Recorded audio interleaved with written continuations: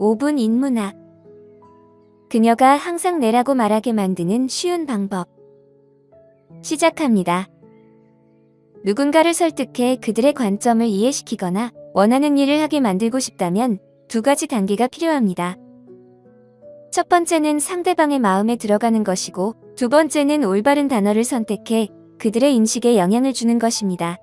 이러한 기술은 특히 여성과의 관계에서 매력을 끌어내거나 그들을 사로잡고 싶을 때 유용합니다. 가장 빠르게 누군가의 내면에 접근하는 방법은 연결을 구축하는 것입니다. 그렇다면 어떻게 해야 할까요? 누군가와 즉각적인 유대감을 느껴본 적이 있으신가요? 연결을 만드는 것은 다른 사람과 의도적으로 유대감을 형성하는 것입니다. 연결된 사람을 설득하는 것은 연결되지 않은 사람을 설득하는 것보다 훨씬 더 쉽습니다. 우리의 뇌는 사람들에 대한 많은 정보를 무의식적으로 처리하고 있습니다. 이 정보의 상당 부분은 비언어적이며 표정이나 몸짓 등으로 표현됩니다. 사람의 자세, 걸음걸이, 움직임 등이 이에 해당합니다. 그래서 우리는 비언어적 메시지에 집중할 것입니다. 사람의 몸을 세 부분으로 나누어 생각해 보세요. 머리, 몸, 발. 이 부분들은 서로에게 비언어적 메시지를 전달합니다.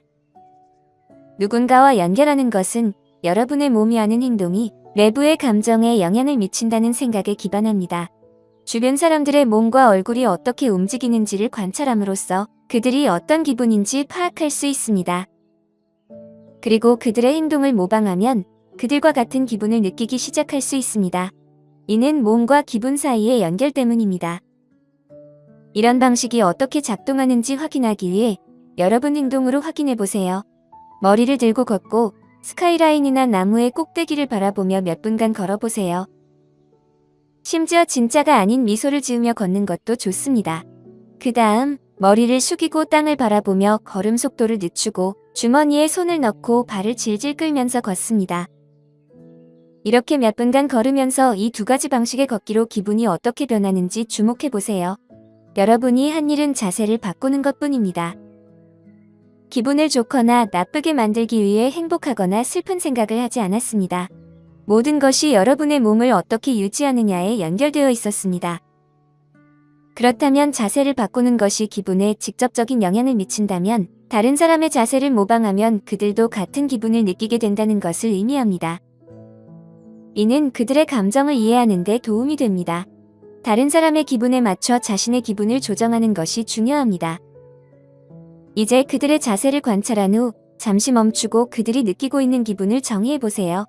예를 들어 지루함, 행복, 슬픔, 호기심, 열정, 차분함 또는 긴장감을 느낄 수 있습니다. 이제 여러분의 기분과 상대방의 기분을 모두 정리했으니 필요에 따라 조정할 준비가 되었습니다. 그렇다면 다른 사람의 기분을 바꾸려면 어떻게 해야 할까요?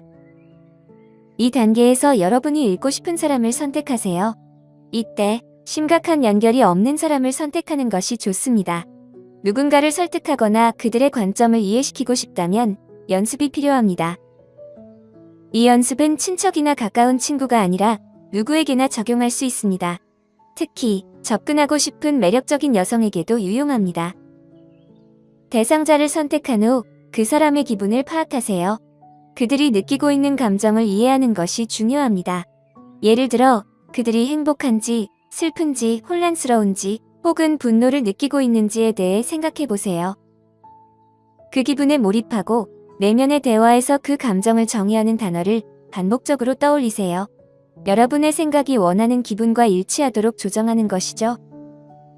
과거에 그런 기분을 느꼈던 기억을 떠올리고 그때 보았던 이미지, 느꼈던 감정, 들었던 소리를 생생하게 기억해 보세요. 그런 방식으로 그 기분을 진정으로 경험하게 됩니다. 그 기분을 유지한 채로 그 사람에게 접근하세요. 기분을 일관되게 유지하며 자연스럽게 대화하는 것이 중요합니다. 두 사람이 같은 감정의 파장에 도달할 때까지 대화를 이어가세요. 이 연결이 이루어지면 여러분은 그 사람의 기분을 바꿀 수 있는 힘이 생깁니다. 연결이 이루어졌다는 것은 여러분이 느끼게 될 것입니다. 모든 것이 잘 진행되고 있다는 느낌이 들죠.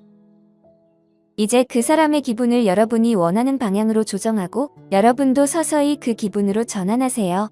점차적으로 제스처, 자세, 미소를 바꾸는 데 집중하세요. 이렇게 하면 자연스럽게 여러분의 기분이 변화할 것입니다. 다른 사람의 기분이 여러분과 함께 변화하는 것을 관찰하세요.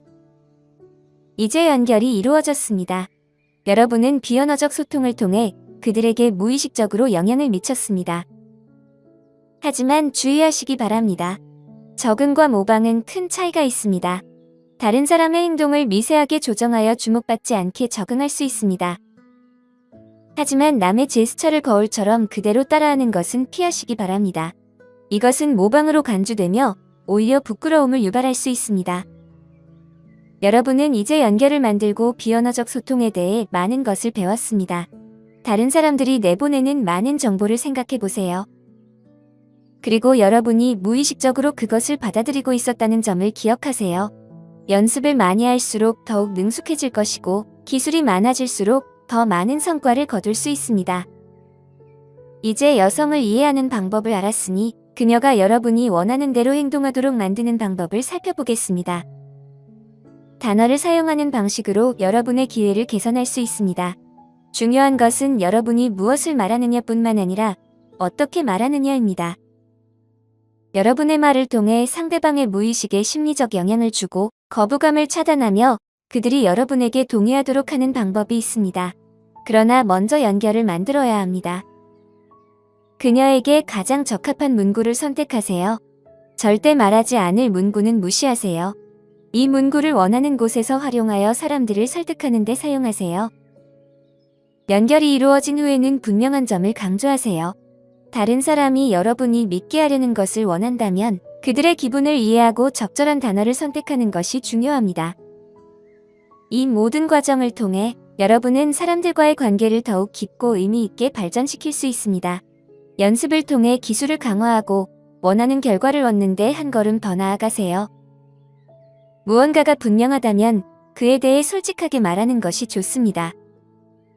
또한 질문의 끝에서 목소리의 톤을 낮추는 것이 중요합니다. 일반적인 질문처럼 높아지면 상대방이 부정적인 대답을 할 가능성이 높아집니다.